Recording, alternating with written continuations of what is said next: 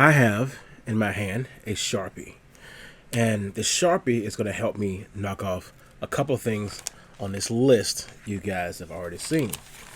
One of the things that's on this list is way down here. Just something about a pound cake. I actually have the pound cake right here. This is the pound cake. This is from Tennessee, Memphis, Tennessee. And I managed to get my hands on a pound cake because, unfortunately, we were there for a funeral. Whoops. And one of the things I like about pound cake is it has this crust on the outside all the way around, but the inside is very soft, very moist. And there's always this buttery, creamy flavor on the inside. I love that.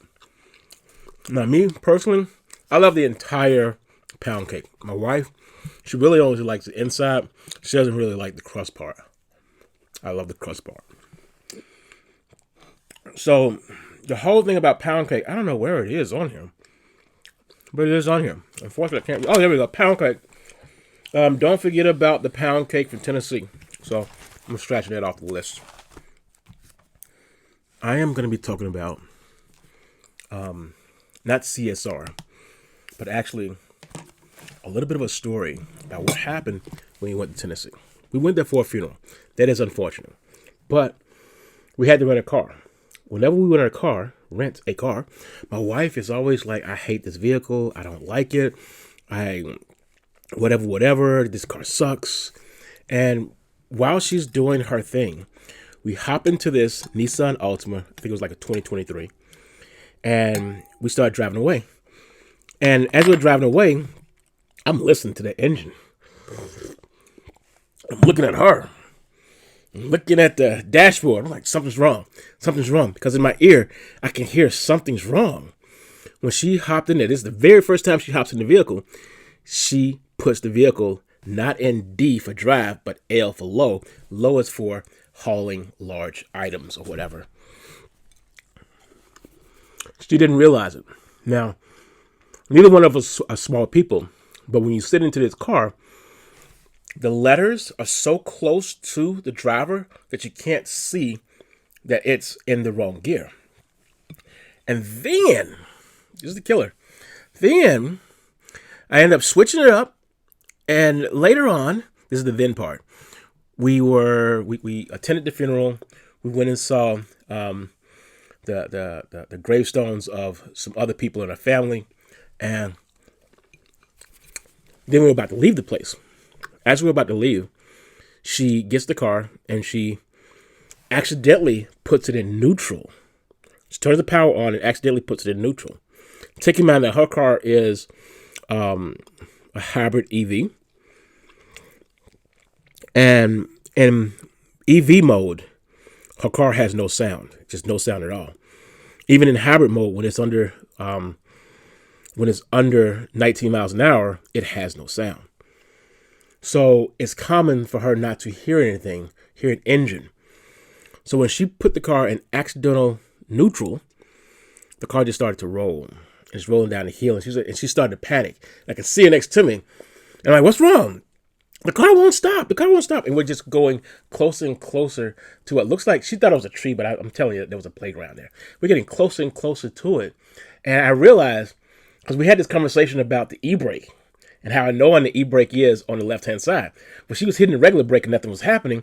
And in her head, she can't remember the conversation about the e-brake and how you have to use your left foot to slam on it. So my immediate reaction was, grab the e-brake. There is no e-brake lever. There's no e-brake lever on there. And that's very annoying. Even in the car that I have right now, the Mercedes C-Class, it has the foot emergency brake instead of the lever on the right-hand side. I think I would only get the lever if I had a stick, like a real stick, not just an auto shifter. So that kind of ticked me off, but I saved the day by hitting the power button, knowing that it would be a jolt. But we stopped. We didn't hit anything. Everybody was safe. But we still have this whole situation. seeing her react and the way that she reacted in that particular car, in that particular situation, it reminded me of the very first time that I hopped into a car and was doing a test drive from high school. Not test drive, doing a driving class from high school, and I was trying to drive for the first time. I was driving into the parking lot of Liberty. Only those who know this place. Liberty's was a grocery store. The store itself came and went, but the building stuck around for like decades later. And while we're driving into the Liberty parking lot, I didn't slow down. The instructor next to me noticed that this guy's not going to stop. He's not going to slow down. He's not going to use his brake. And he quickly grabbed that e-brake and lifted it up. And that was something that I was like, oh my God, you saved us both. And the person in the back, I can't remember what student it was. They're like, oh my God, Carl, you almost killed us.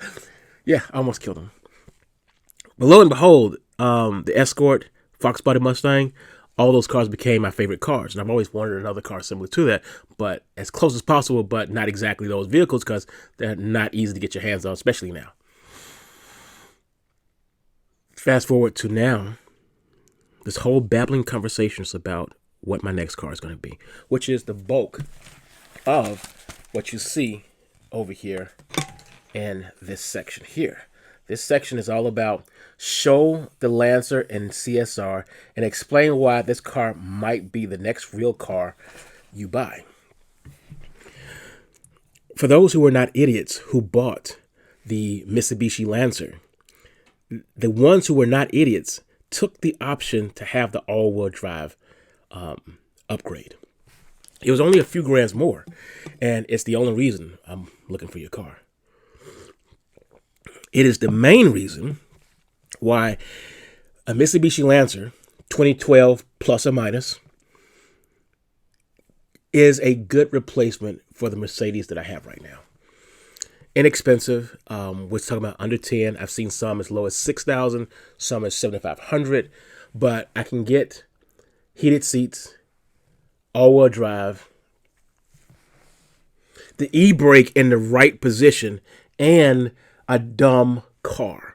What I mean by dumb car is I love my wife's car, but having a 12-inch screen inside of the car with all that functionality of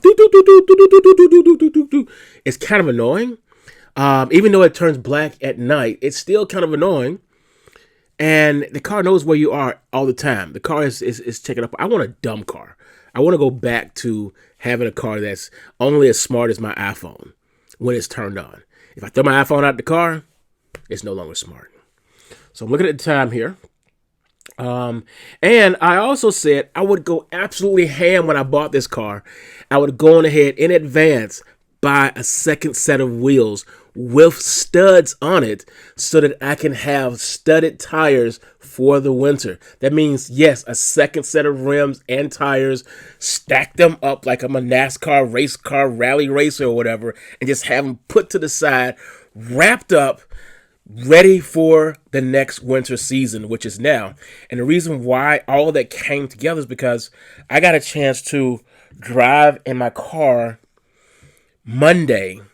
Tuesday, when the big snowstorm hit the Northeast. And that was a big problem. When I say it was a big problem, my tires are about 6 years old now because I swapped them out when I originally bought the car 6 years ago.